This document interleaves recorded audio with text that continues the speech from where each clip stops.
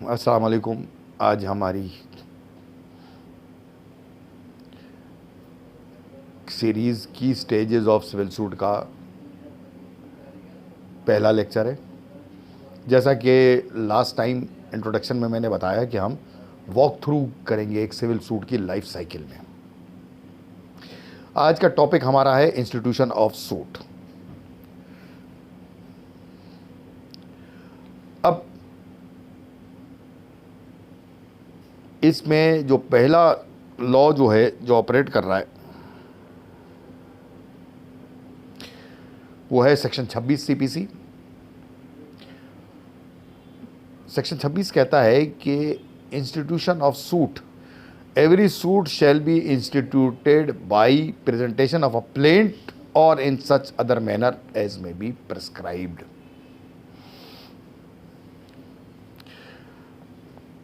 यानी कि suit institute करने के लिए हमें प्लेंट जो है वो प्रेजेंट की जाएगी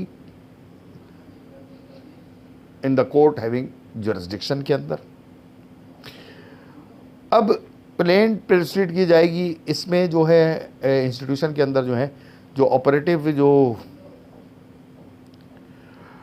ऑर्डर्स और रूल्स जो हैं सेक्शन 26 के बाद वो हैं अंडर इंस्टीट्यूशन होती है ऑर्डर 4 के अंदर,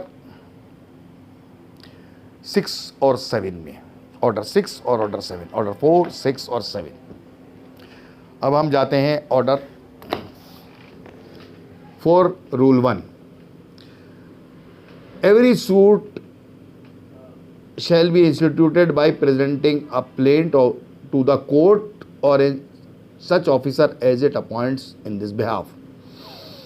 Every plaint shall comply with the rules contained in order 6 and 7 so far as they are applicable.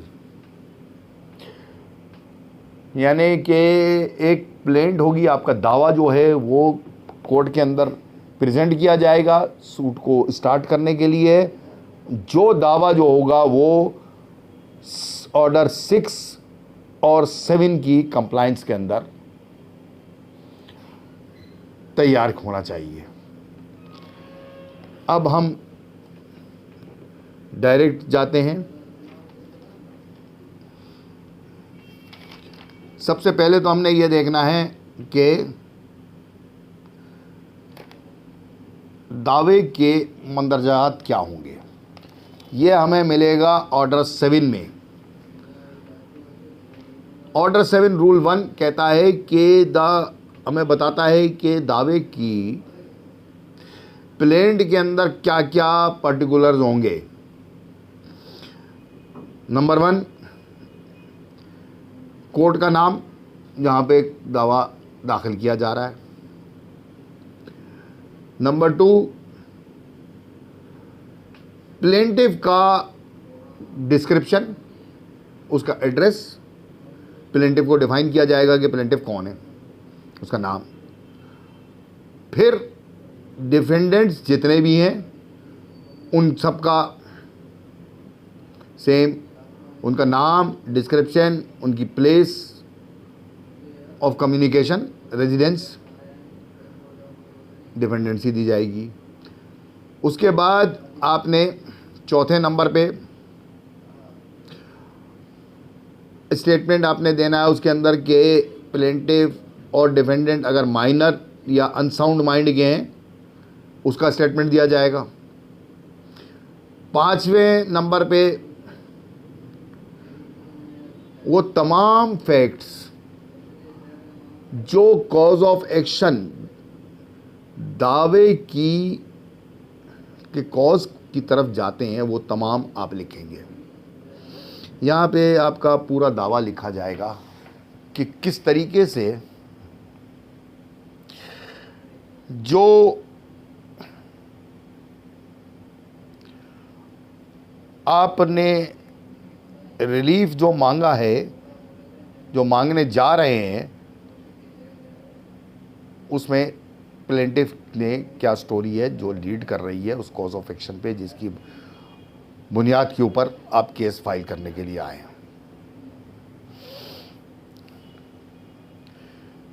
छठे नंबर पे प्लेंट के अंदर आपका जुरिस्डिक्शन लिखी जाएगी कि जिस कोर्ट में आए हैं उस कोर्ट की जुरिस्डिक्शन इस केस के अंदर एंटरटेन करने की है। सातवें नंबर पे आपको अब अच्छा एक मिनट, पाँचवें नंबर छठे नंबर पे जो जुरिस्डिक्शन की बात की, इसके अंदर पिक्यूनियरी और टेरिटोरियल जुरिस्डिक्शन दोनों आती हैं, यानी कि उस कोर्ट की जुरिस्डिक्शन हद में है वो केस फाइल है, और उसकी पिक्यूनियरी यानी कि मॉनेटरी वैल्यू जो है सूट प्लेंट की वो भी आप इसके अंदर बताएंगे। ये दोनों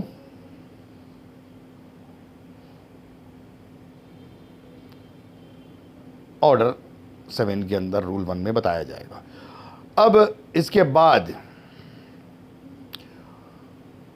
आपकी प्रेयर है, जो रिलीफ आप मांग रहे हैं, उन तमाम फैक्ट्स जो आपने 5वें नंबर में बताए थे, प्लेंटिफ के जो फैक्ट्स हैं कि किस वजह से वो किसने ये केस किया है, अब वो कोर्ट से क्या चाहता है, उसकी प्रेयर क्या है जो कोर्ट में आया। उसके बाद अगर सेट ऑफ और रिलिंक्विश करना चाह रहे हैं तो उसका जिक्र होगा कि मेरा क्लेम इतने का बनता है, लेकिन मैं इतने का रिलिंक्विश करता हूं और इतने जाता हूं, तो ये भी लिखा जाएगा। अगर नहीं है तो फिर आप इस चीज़ को ख़त्म भी कर सकते हैं। अच्छा, उसके बाद आपने जो कोर्ट फीस जो है वो भी आपने इसी प्लेंट के अंदर लिखनी है कि आपका दावे की वैल्यू क्या है सब्जेक्ट मैटर की, और उसके ऊपर कोर्ट फीस क्या लगती है, यह भी आपके दावे में शामिल होना चाहिए। अगर आपका सूट जो है पैसे की रिकवरी का है तो उसके अंदर बिल्कुल क्लियर और प्रिसाइज अमाउंट लिखा होना चाहिए आपके सूट में। अगर आपका सूट जो है किसी इमूवेबल प्रॉपर्टी से मुताल्लिक है तो ऑर्डर 7 रूल 3 के अंदर इस बात की वजाहत की गई है कि आपका जो सूट है उसके अंदर उस प्रॉपर्टी का जिसके लिए आपने ये सूट फाइल किया है उसकी डिस्क्रिप्शन होनी चाहिए, ऐसी डिस्क्रिप्शन के उसको आइडेंटिफाई किया जा सके कि ये किस प्रॉपर्टी की बात हो रही है। इसमें एम्बिग्युइटी नहीं होनी चाहिए। बाउंड्रीज, सर्वे नंबर्स, सेटलमेंट सर्वे नंबर्स जो भी अवेलेबल होगी आपको उसको आइडेंटिफाई करने की इंफॉर्मेशन वो आपको अपने सूट के अंदर लिखी जाएगी। इसी तरीके से आप लिमिटेशन लॉ की एग्जेम्पशन चाहते हैं तो ये भी आप लिखा जाएगा कि आपकी दावा जो है वो अगर लिमिटेशन से एक्सीड कर रहा है तो उसको आप लिमिटेशन लॉ के लिए कि अगर उसकी मियाद जो है वो 3 साल है और 3 साल के बाद आप कर रहे हैं तो उसकी एग्जेम्पशन के लिए भी आपको जो ग्राउंड है, जो वजह है, वो आपको अपने ही प्लेंट के अंदर बतानी है। ये दिस इज मोस्ट इंपॉर्टेंट बात जो लिमिटेशन। इसी तरीके से आपको अपने दावे के अंदर जो प्लेंट के अंदर जो आपने अपने रिलीफ मांगा है, जो आपकी प्रेयर है, वो भी किसी भी एम्बिग्यूटी के बगैर बिल्कुल स्पेसिफिक होनी चाहिए।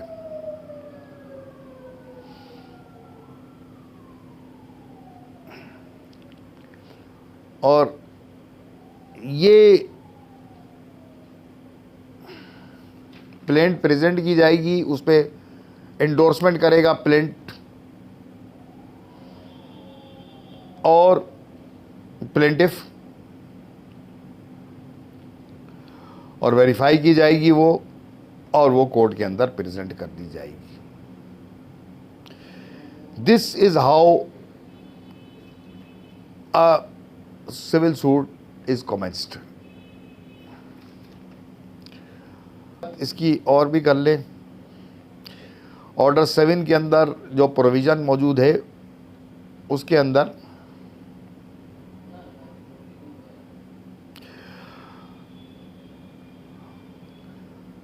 ऑर्डर 7 रूल 14 के अंदर where a plaintiff sues upon a document in this possession or power, he shall produce it in the court when the plaintiff is presented, and shall at the same time deliver the document or copy thereof to the filed in the with the plaint. अगर आपका दावा जो है वो किसी document की बुनियाद पर है और वो डॉक्यूमेंट आपकी पोजीशन में है, तो आपने लाजिम है कि आप उसको अपनी वो कागज़, वो डॉक्यूमेंट या उसकी कॉपी वो भी प्लेंट के साथ लगाएंगे। और अगर वो डॉक्यूमेंट नहीं है आपके पास तो आप उसका भी स्टेटमेंट लगाएंगे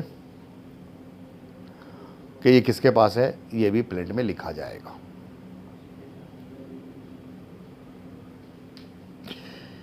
ये तरीक़ेकार है प्लेंट को प्रेजेंट करने का। ऑर्डर 6 जो है वो प्लीडिंग्स को डिफाइन करता है। अब ऑर्डर 6 रूल 1 क्लियर है बिल्कुल। प्लीडिंग्स शैल मीन प्लेंट और रिटन स्टेटमेंट।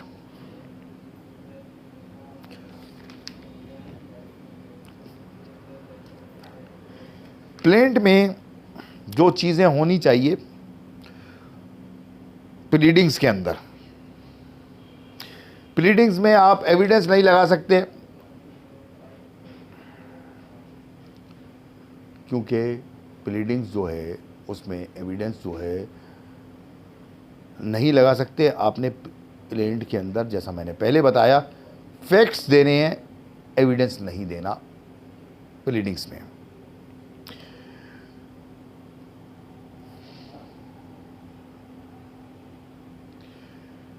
इसी तरीके से ऑर्डर 6 रूल 14 बताता है कि किस तरीके से 14 और 15 किस तरीके से हम प्लीडिंग्स को वेरीफाई करेंगे, साइन करेंगे। ऑर्डर 14 कहता है pleadings to be signed, every pleading shall be signed by the party and is pleader if any, provided that the party pleading is by reason of absence or for other good cause unable to sign the pleadings, it may be signed by any persons duly authorized by him to sign the same or to sue the defendant on his behalf। यानी उसके ऊपर या तो plaintiff या defendant pleadings के अंदर वो sign करेगा, उसका वकील साइन करेगा, उसका प्लीडर साइन करेगा, और अगर प्लेंटिफ मौजूद नहीं है तो कोई और आदमी जो कि ड्यूली ऑथोराइज्ड हो वो भी साइन कर सकता है।